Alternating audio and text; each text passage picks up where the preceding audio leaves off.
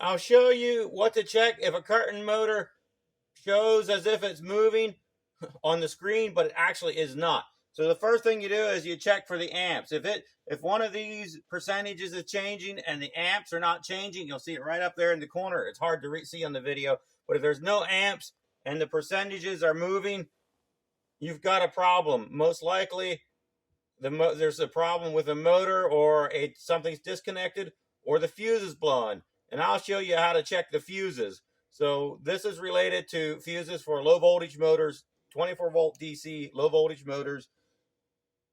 We natively support them with this control. You can also do 120 or 240, but the amp sensing is a little different. So this tutorial is all about the low voltage motors and how easy they are for the circuit breakers. So if you think a circuit breaker might be popped, you open the brass thumb screws, and then you come inside the box here and you check these circuit breakers, because there's one for each of the 5 units that could be connected to the main box. If you have more than that, they could be an expansion box. But overall, these circuit breakers are the first thing to check. And I'll show you here. The sender button is a reset. It sticks out just a little bit under normal circumstances. And I'll trip one here. Try it again. There, now we had a nice big flash. There, now you can see how far it sticks out.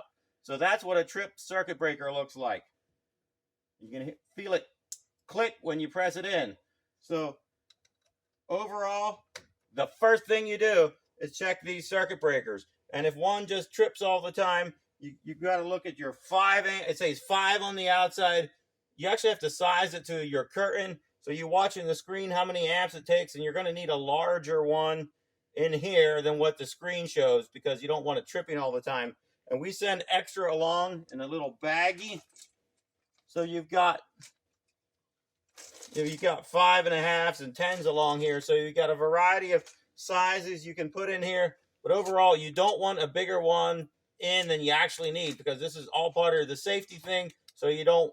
So if the motor goes ying ying the whole way to the top and something goes wrong, you're going ying ying ying ying bang at the top. You don't want it to go bang. You just want it to stop and trip, because the electronic overload will catch it, or this will catch it.